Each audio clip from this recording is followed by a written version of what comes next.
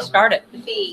Yeah. I'm going to do Pretty sure Yeah. Her face on her goes. She was like, thumbs up. There we go. Good evening.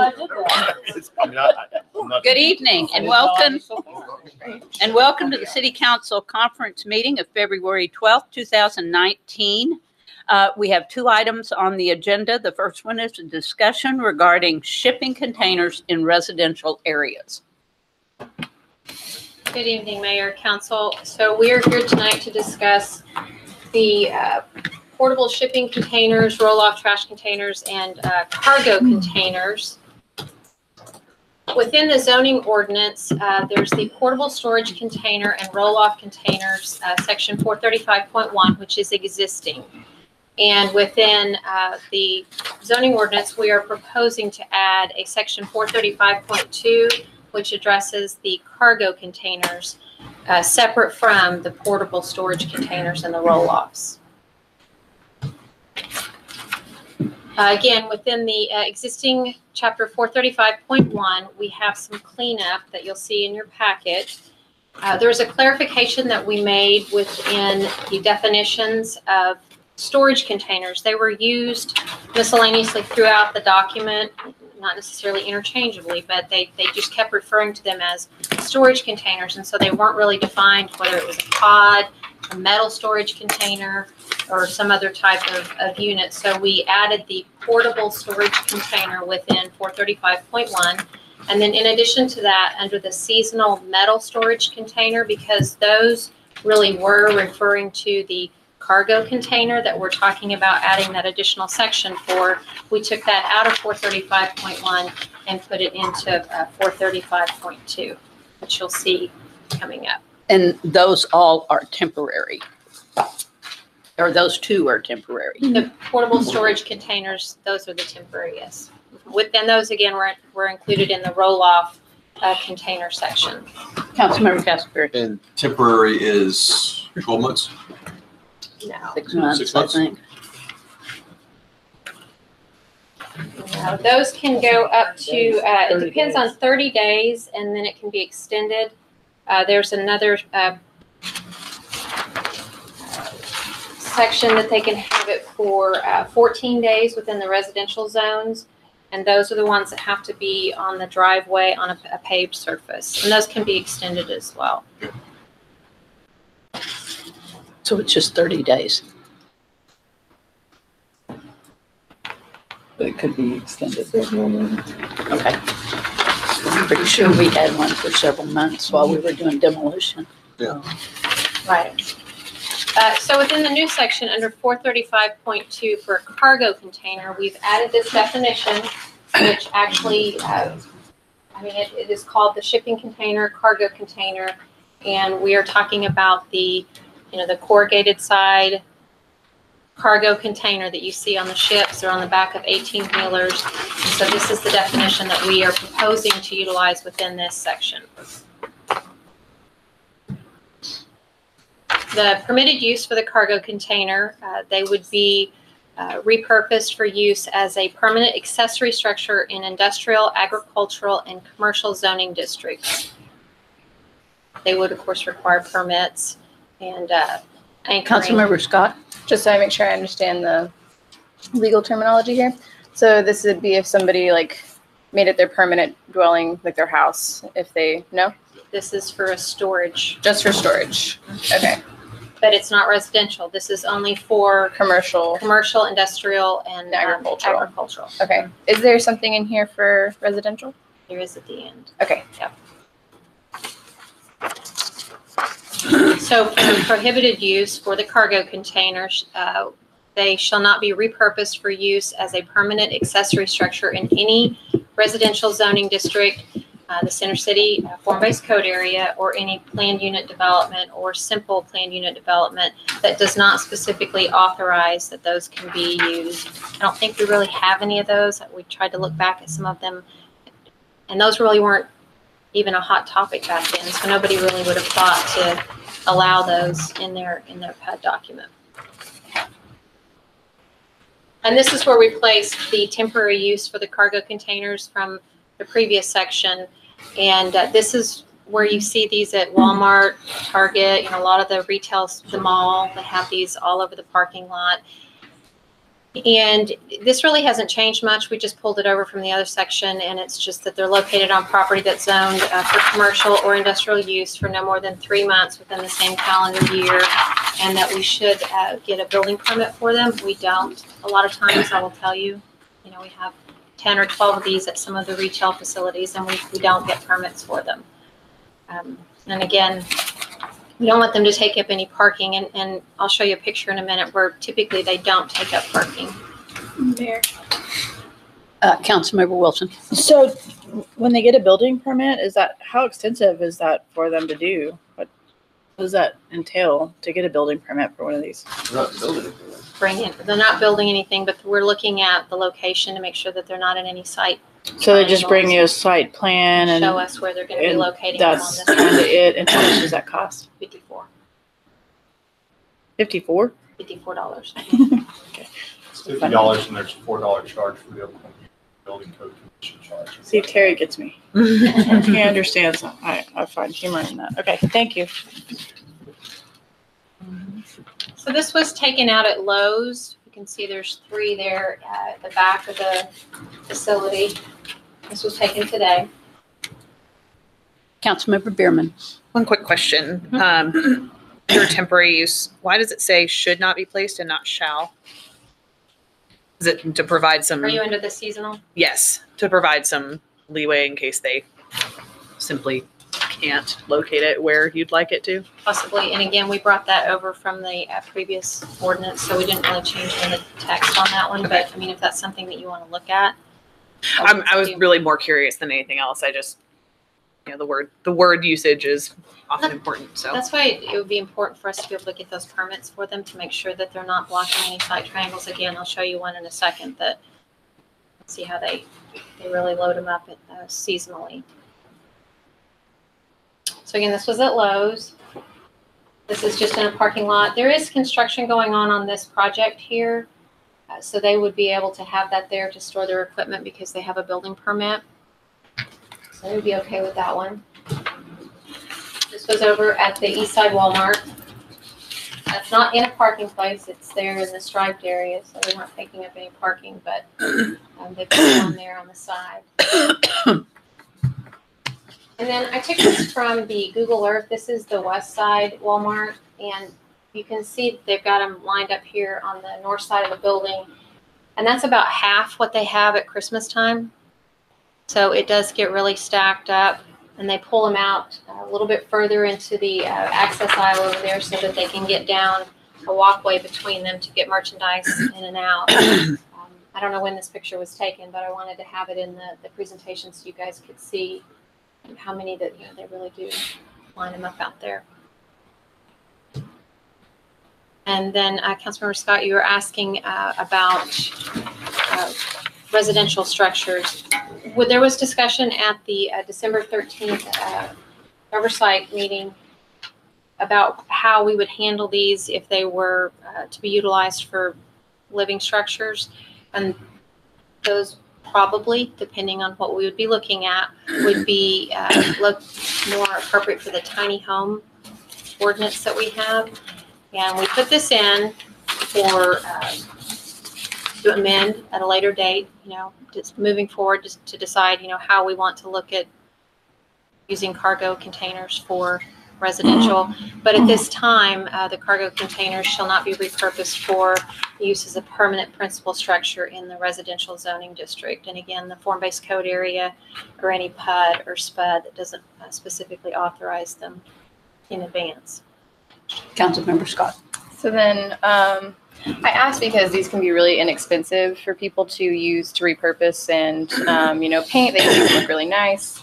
And I understand that it may not go with housing in the area, like in Core Norman, but in places that are currently just like, I don't know, out in Ward 5, if somebody had a house on the hill and they wanted to put a nice storage home on top of it. And so that's what I'm wondering about. And then that, as well as in commercial areas, there is a place in Tulsa and a place in Oklahoma City that uses storage units. And they, again, make them look neat, paint them, and they're all their actual retail areas.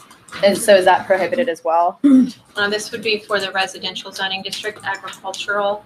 If someone wanted to put that out, that they could have one in the agricultural district. So the commercial one could go to the agricultural district, or the home, or like the residential could? The residential Okay. portion use of a cargo unit could go in the It could be agricultural. in the ag area, but not in the greater like Norman area. No, unless it fell under the tiny home ordinance, maybe. That's on the ag area too. There'd be ag area too. Yeah, that ag area. There's some changes too as far as the building code is concerned. They're working on bringing that forward, I believe. Next year? No, the International Code Council that publishes the building code has made changes that will become effective in the 2021 code Okay. that specifically addresses intermodal shipping containers and repurposing them, how to handle modifications to them for the structural aspects. Also, there's a problem in the nation about containers coming over from foreign countries that have materials in them that are not healthy for us here, and being able to stop that and keep them safe and healthy. Okay. And there's a section, second chapter that goes in the building code that is available. It has been passed. Like I said, it would go in the 2021 code. It is available if we want to use it to bring it in now. Can I ask a quick follow-up before? It's just a follow-up. Is that okay? Okay. What if we wanted to put something like an extension on the back of my house, for example, and you can't see it from the road? Is that prohibited? If I wanted to use a storage container on the back of my house? You can't, It is? you can't do that. Can't do that? I'm just curious. I'm not sure that you would meet the building code, first of all, so Okay. I think that would be questionable, but I would say no. It's not a principal structure. I get that. I think you'd have a hard time meeting the building code Okay. for the unit. Duly noted. Councilmember Wilson. Stop asking questions. No, I think that we should be able to do the shipping containers where we do the tiny homes. So I think that's appropriate. I think in the same manner that we do the tiny homes in the agricultural areas. But I think Councilmember, what's her name? Scott. Thank you. Councilmember. What's her name?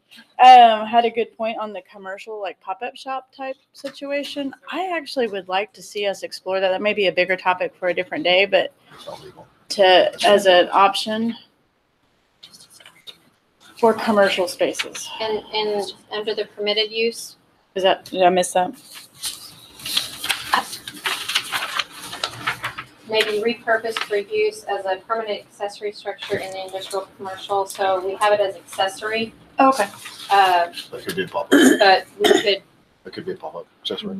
well, we would need to take out accessory because that's specifically, I mean, if we wanted to set it up as a main unit, then it wouldn't be the accessory building. Well, I think what I'm envisioning is, I know that in Oklahoma City, they've done this in, I think down in the Automobile Alley, they have a couple of shops that are just there, but they're kind of sitting in parking lots of other businesses. So they're not on their own lot. Does that mean it's an accessory, or does that mean I guess I'd have to. Honestly, I think I would look to legal for an interpretation on that. If we have a parking lot and they're locating in the parking lot of a separate business, so we would have two different businesses on the same lot. What you're saying? Yeah. It's not accessory, it's standalone. It's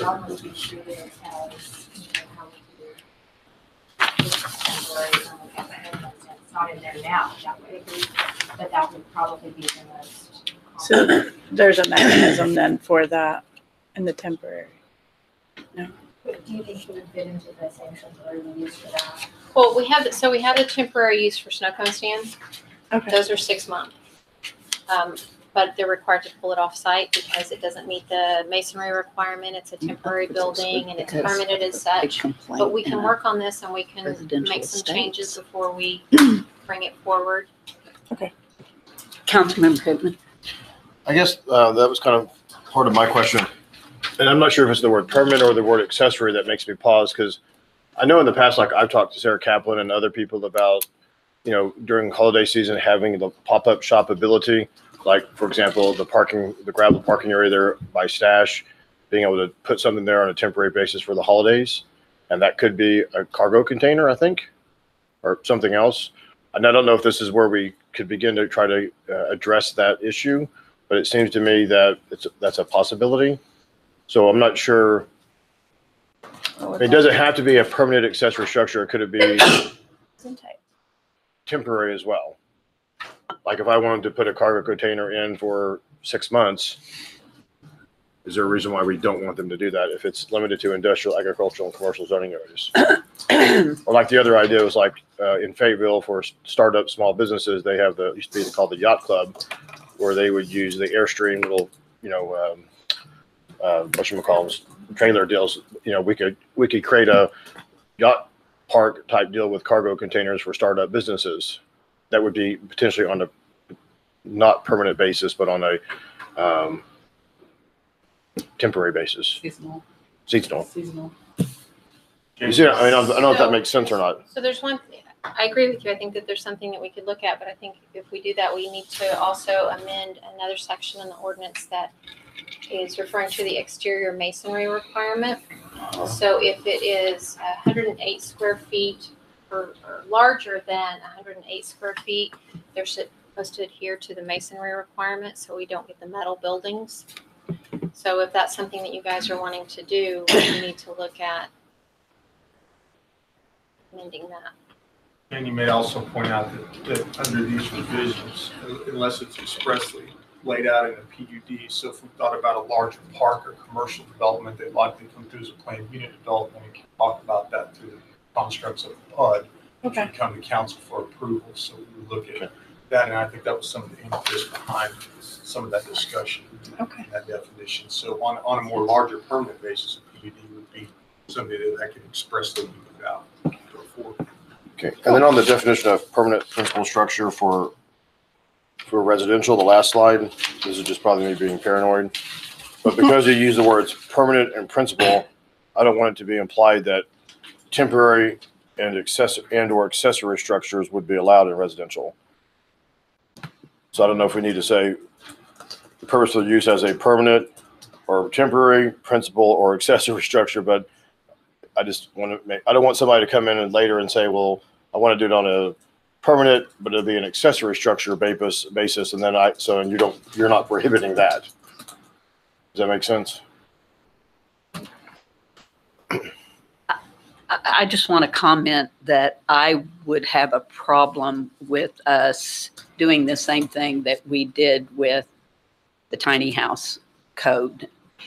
Because one of the things, and it even that worries me a little bit, the tiny houses in the residential estates, not so much in just the agricultural, but in the residential estates. For one thing, most of the residential estates neighborhoods already have covenants. They're not going to be allowed anyway. But if you have a residential estate area like that old Blue Creek where they don't have an active neighborhood association anymore, then I think that could be a problem. They don't have any vacant lots in there though, do they? But if you're using them like a tiny home, you could use them as an accessory. Not according to the tiny house ordinance. It has to be the primary residence. The tiny house ordinance that we did was a primary residence. Okay. So. Yeah. Okay. Houses have to be under a certain square footage. Yeah. Yes. Even less than. Jane, can you get back to the slide? If they did have an extra lot, I wouldn't want to have a cargo container converted into a permanent Jane, residence. can you go back to the slide? We talked about the permanent, but there's Councilman Nichols was talking about the permanent accessory. Right there, permanent accessory structure. Do we need the word permanent? Why can it not be repurposed for the use as an accessory structure? That's what I was getting at, yeah. Then it could be permanent or temporary.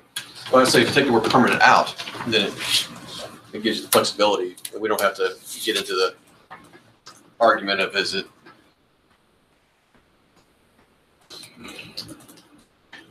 So take out just take out the word permanent. permanent. I'm also would like to maybe talk to Target, Walmart, these people that have these structures and say, is this 6 months, is that going to work for you? You know, we talked about in the commercial, you had a definition that you couldn't do it for more, was it 6 months? That's in the existing. It was the storage. 6 months in a calendar year. 3 months. I guess the other 3 thing months is in a like, calendar.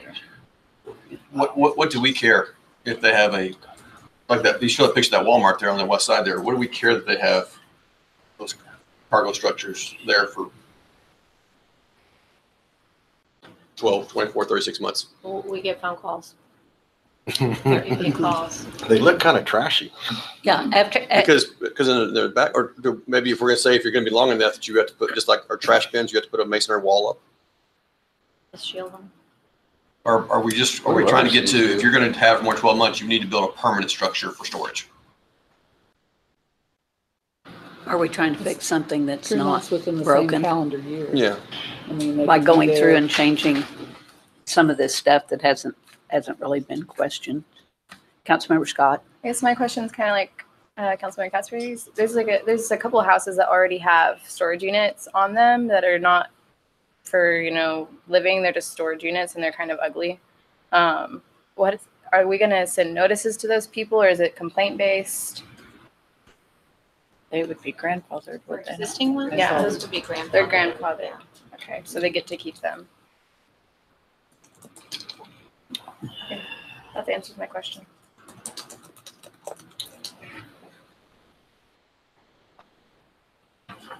But I would like to survey some of the businesses to see how long they have and what they're using. Because I can foresee a business who is building another location.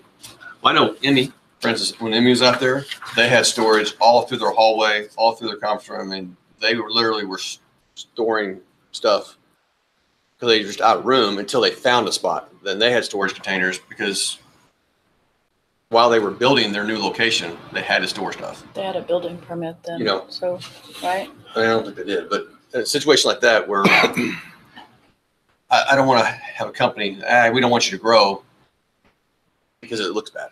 So I'm trying to figure out how to address that situation. And if it is a situation, and if we talk to some businesses, see how many people are actually doing this. Okay. What problem we're trying to solve.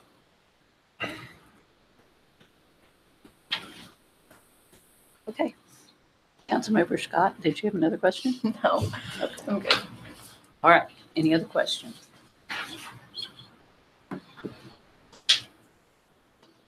I think that's, Do you want to come back to? so, well, what I'm hearing people say is they have other issues that they'd like to have addressed. Okay. And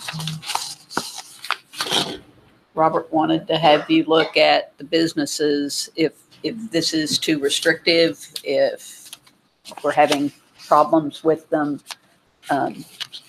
Councilmember Wilson, did you want to go back to the tiny Well, house thing, or? I hate to prohibit low-cost options.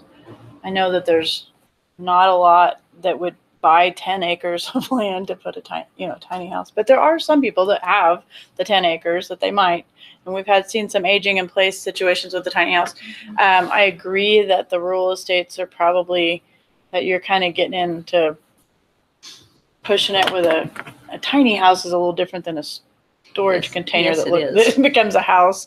So maybe leaving it A1 and A2. I know people are very creative in A1 and A2, so I'm okay with it being used at a house like that. I don't know if everybody else is or not, but I want, for just a quick history, the reason why I actually asked for this, because there was no distinction necessarily between the temporary cargo container and a shipping container, and we had one parked on a front yard in an RE, and it's kind of stuck there because their covenants changed. And anyways, So that's kind of how it came up, Robert. I don't really want to. I don't want to inhibit the businesses from being able to store temporarily seasonal items, because I think that's probably better even for our community than having a building built there that's kind of half empty sometimes. So I don't know. Maybe it needs more conversation, but my intent was not to take away from the business's ability to use them as storage temporarily, and I think this addresses that, in my opinion. Okay, so could we have, all right, Councilmember. Okay, Jane, Castleberry. so I'm creative here. You've got this cargo container deal limitation on me. So what if I just go rent or go buy an old 18-wheeler and park it by my business? Still on the wheels. Too. It's not a cargo container. It's got wheels. It's not a permanent foundation. It's not anchored to permanent foundation. Would I be able to get around the purpose of what we're trying to do here? We got rules about everything. I think that we have rules about that. Well, you would have to take the wheels off of it. You can't keep the wheels on it. So when you take the wheels off of it, you're getting into the definition of the cargo. So I leave the wheels on it. But you can't leave the wheels on it. Why not? Because it says in the ordinance that you can't leave the wheels on it. The wheels have to be removed. No, I'm saying I'm not trying to match this ordinance. I'm trying to get around this ordinance. I'm trying to say this ordinance doesn't apply to me because I'm just an 18-wheeler. I'm not a cargo container. I'm a truck. It's just not hooked up to The for transport. Well, no, you take those, you put them on the trains. I mean, if they're on the train, you put them on the 18-wheeler. I think we have rules against it. I had a constituent complain, and I sent it to somebody, and they had to remove they got towed, violated. You get towed, Yeah. being parked for too long. So Well, I don't have the, what code compliance works with, Yeah. but when we get complaints, the letter that goes out from code compliance, and it may be in their ordinance that they work with, but someone is not allowed to keep a 18-wheeler trailer on site, keep the wheels on it, and park it in a parking lot and utilize it. If you're going to utilize it for storage, the letters that have been sent out, Okay. my understanding from code is that you have to have the wheels removed and it has to be anchored. So we've already addressed that issue then. Yeah, it's not in the zoning ordinance, but it's in the code. The code compliance works with when we get complaints. Okay, so other than the questions about checking with some businesses to find out if this is an issue, are those things that could just be sent in a memo to the council and we could move this on forward Sure. Yes. For me, yes. so that we don't need another study session? It seems like we've gone through this a couple of times and that should be enough. I think it's a fairly Okay. small issue. Get us our answer and remind us what we said we wanted. Thank you. Thanks, Jane. All right, item number 2 is a discussion regarding a possible resolution urging the state legislature to pass House Bill 2456, creating a Youth Mental Health Protection Act. And Christina Bell, Assistant City Attorney, is going to talk to us. And this request came to us originally from a member of our Human Rights Commission. Yes, thank you, Mayor. Staff did receive a request to draft a resolution for your consideration that would look at supporting House Bill 2456, which has been filed with the state legislature. The author of the bill is Sage Molden, who is present here tonight. He is also one of our human rights commissioners, and the bill is being sponsored by Representative Jason Dunnington. So this request was submitted to the Human Rights Commission at their January 28th, 2019 meeting. And after some discussion about the history of the bill and what it is addressing, the Human Rights Commission did vote unanimously to send forward a recommendation to you all that they recommend that you adopt a resolution in support of the bill and urging the legislature to pass it. House Bill 2456 creates what's called the Youth Mental Health Protection Act, and it prohibits healthcare and mental health professionals from providing conversion therapy to persons under 18 years of age. It would be codified in Title 59 of the state statutes. The definition of conversion therapy is any practice or treatment that seeks to change a person's sexual orientation or gender identity including but not limited to any effort to change behaviors or gender expressions, or to eliminate or reduce sexual or romantic attractions or feelings towards persons of the same sex. The prohibition applies to individuals who are defined in Title 59, Section 725.2. That particular statute is included in your packet, and it basically pertains to individuals who are entitled to use the term doctor. It includes basically mental health and medical professionals. And the provision in the House bill basically provides that providing this conversion therapy to minors under 18 years of age would be grounds for disciplinary action by the provider's licensing board. You do have a copy of the full bill in your packet. You will note that it's pretty long, but really the meat of it is just what we just discussed. The remainder of the pages provides amendments to different parts of state statute that address disciplinary action for various agencies, like licensed counselors and things like that. So it just kind of adds that language there. One thing to note that House Bill 2456 is not applicable to religious non-licensed practitioners. So it's not addressing any kind of faith-based or, religious practices, but rather it addresses licensed medical and mental health professionals. If passed, the law changes would become effective in November 1st of 2019. Just a little bit of background about conversion therapy. Currently, there are 15 states plus the District of Columbia that do have laws banning conversion therapy for minors. And there are several professional organizations, the American Psychiatric Association, the American Psychological Association, American Academy of Child and Adolescent Psychiatry, and the American School Counselor Association have all come out with statements and opinions that oppose the practice of conversion therapy. So what you have before you is a draft resolution, and I'd be happy to answer any questions that you all may have. I did have a question about it when I first heard about this going to the Human Rights Commission. It's just really a question of interest because, I honestly thought that this was not being practiced anymore. It has not been an accepted medical or psychiatric practice since the late 90s. So is this still?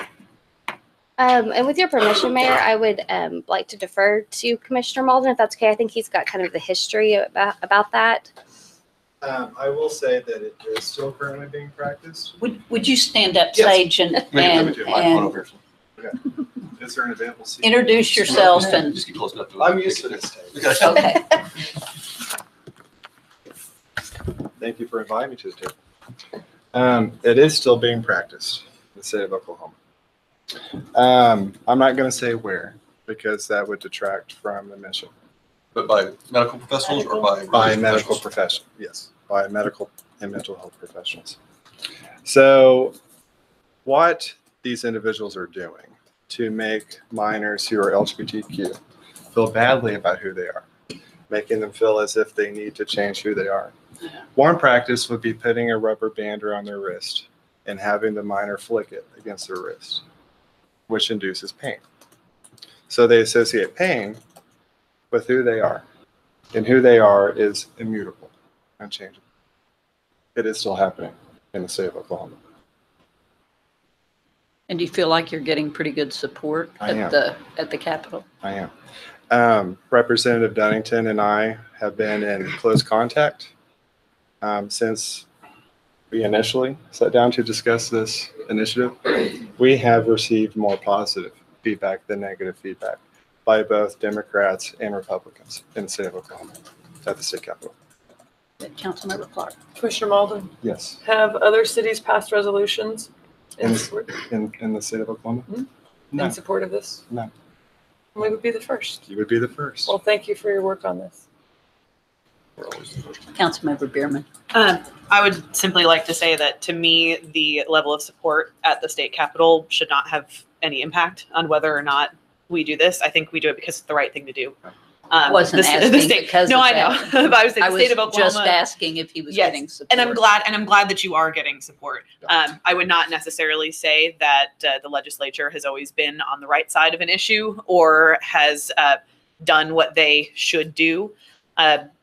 This is the right thing for Norman to do, and I like to think that our secondary motto after building an inclusive community is Norman leads the way. Yeah. So I'm absolutely in support of this, and I'm really glad that you brought it to us. Thank you.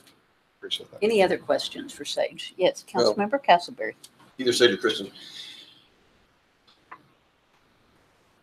What's the interplay of the state licensing boards on how you practice medicine and acceptable therapies versus the state law? I mean, I guess I'm trying to figure out is it the medical board or the psychiatric board, the licensing board? Should they be the ones that say what treatments are acceptable or not acceptable? Or Yes, Councilmember, I think who that, the appropriate person is? I mean, right. if I'm making trouble with my board, Right. I think generally speaking, there are state statutes that address disciplinary action for various boards. And then, of course, those particular boards and agencies may have their own rules. This House bill, the last 20 or 30 pages or so are amendments to state statutes that govern those various boards that you're talking about. And it adds the provision of conversion therapy to minors as grounds for disciplinary action. Okay. So it's kind of both. I mean, the discipline is issued by those boards, but this House bill actually adds amendments, including the statutory grounds for one example of discipline. And that's why the bill is so lengthy, because it has amendments to the various statutes, which there are different ones for different boards. I was just kind of curious on the interplay between, I'm familiar with the accountancy board, not medical board, but my only concern is, and this is not really in this specific situation apparently, but if the state legislature said we are going to ban this type of treatment, and the psychiatric board or the medical board says, no, this is, say the vaccines, we go this way, say, the state legislature says we're going to ban vaccines, but yet the state medical board says vaccines are totally acceptable, that's what we do, yada, yada, yada. I mean, what's the conflict?